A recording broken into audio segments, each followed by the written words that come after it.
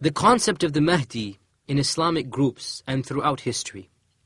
There are many people who have claimed to be the Mahdi throughout history.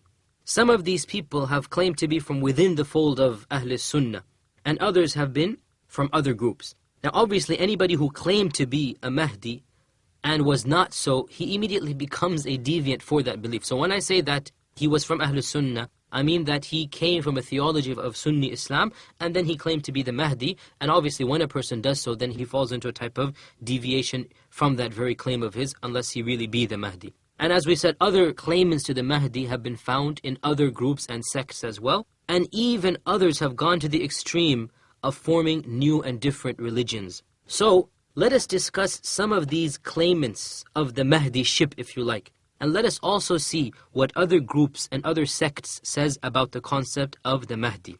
First and foremost, let's discuss the concept of the Mahdi within Sunni Islam, Ahl Sunnah wal Jama'ah. I have summarized for you in the preceding talks what the signs are, and the authentic signs only, of the Mahdi, that he shall be from the descendants of the Prophet ﷺ, of the children of Fatima, most likely from the descendants of Al-Hasan and not Al-Hussein. Likewise, he shall come at a time when the earth is full of injustice and tyranny, and that he shall fill it with justice and with righteousness, and that he shall be a person who is not that practicing, and Allah will guide him overnight and he'll become a better person. He shall flee from Mecca to Medina seeking refuge in the Kaaba, and he shall be given the oath of allegiance between the Rukn and the Maqam, and an army shall come to attack him, and Allah will destroy the entire army. Another army will march from Khurasan or from the lands of the east, and their banner shall be the black flag. And when they come, that is the final key, that this indeed is the Mahdi, and the Muslims will be obliged to give allegiance to the Mahdi at that time.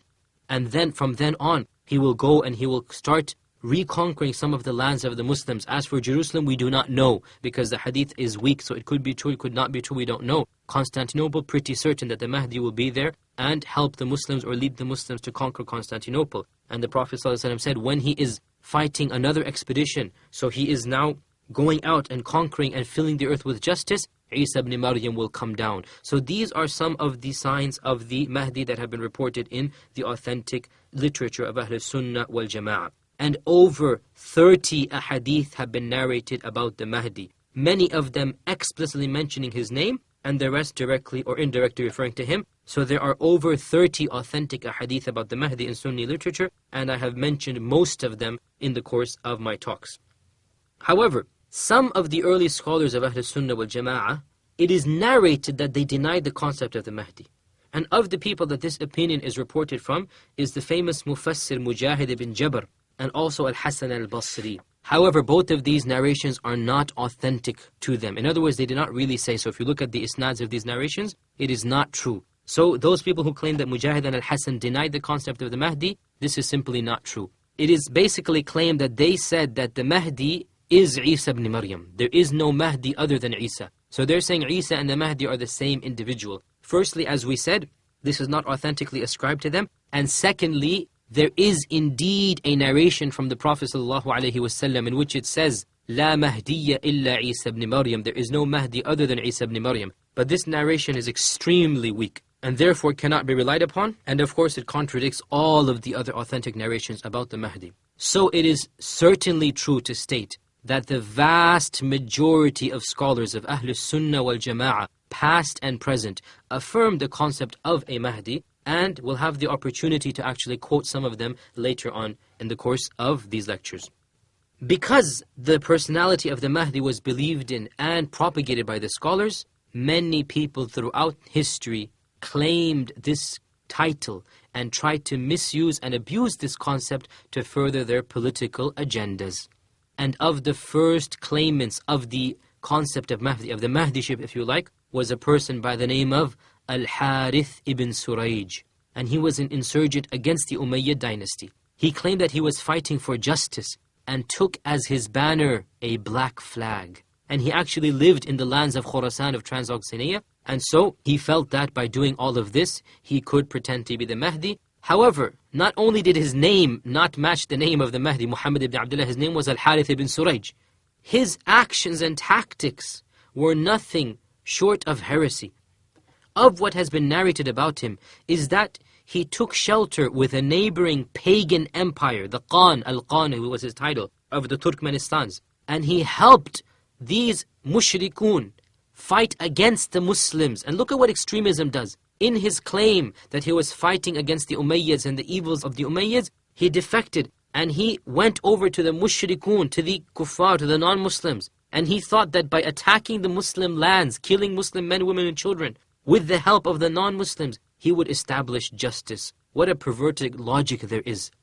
And he stayed in the lands of the mushrikun for over 12 years, helping them, physically helping them in fighting the Muslims, thinking that he's spreading justice. One of the interesting things about this man was that he had enlisted the help of Al-Jahm ibn Safwan. And Jahm ibn Safwan is one of the most notorious zindiqs, heretics, in the history of Islam. It was Al-Jahm ibn Safwan who was the first person, basically, him and his Shaykh Ja'ad ibn Dirham, who denied Allah's names and attributes. And from him, all of the other groups who delved into these issues, such as the Mu'tazila, and then the two groups of the people of Kalam that came after them, and these two groups are still existent to this day. It was because and through his teachings that these groups spread. And it was Jahm who first and foremost introduced principles of Greek philosophy into our Islamic theology. And because of this, Muslims to this day have many deviant beliefs. And so this is why Al-Harith ibn Surayj's rebellion is very interesting, in that someone as deviant as Al-Jahm ibn Safwan used to support him and would actually be his secretary. Jahm ibn Safwan was the secretary of Al-Harith ibn Surayj. Al-Harith ibn Surayj was finally killed in a battle with another rebel group in the year 128 AH, and with his death, his movement came to an end. And of the people whom others thought might be the Mahdi, although he himself never claimed this, was the Abbasid Khalifa, Muhammad ibn Abdullah, the son of Abu Ja'far al-Mansur. His father was a famous Khalifa, Abu Ja'far al-Mansur. His name was Abdullah. And so he named his son Muhammad, hoping that Muhammad ibn Abdullah, his son, would become the Mahdi. And not just that, he actually gave him the title Al-Mahdi. So the title that he was known as was Al-Mahdi.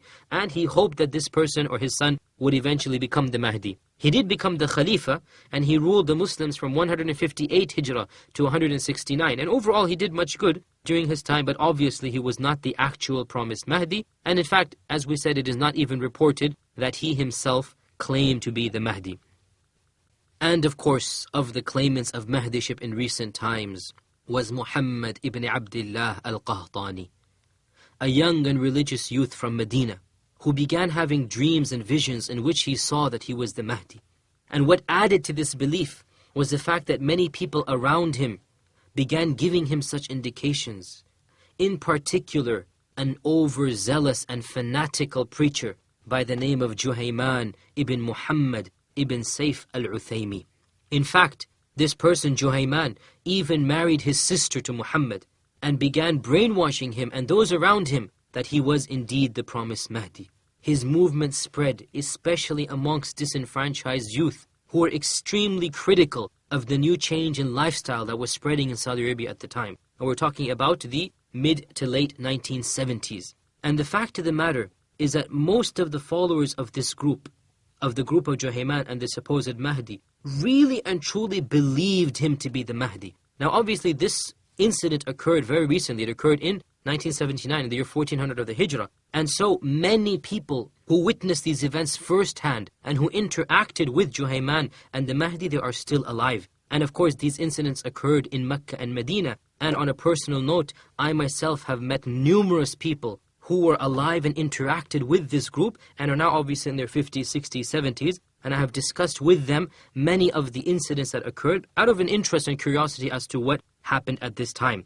And his da'wah, the da'wah of Juhayman, was spreading in the late 70s. And although all of the actual followers of Juhayman who took part in the rebellion in the Haram, they were either killed before the Haram was taken over in the process of the gun battle, or the 61 that were caught, they were executed right afterwards. So we don't really have any real followers of this supposed Mahdi alive anymore, because they were all executed. Either they died in the battle or they were killed. However, many of the people and the scholars of Mecca and Medina who were present at that time, they knew about these people and they interacted with them. And it is very, very interesting to discuss with them some of what occurred. And it is very relevant as well, because really and truly, what became apparent to me after talking to so many people was that It was a time of great confusion and chaos.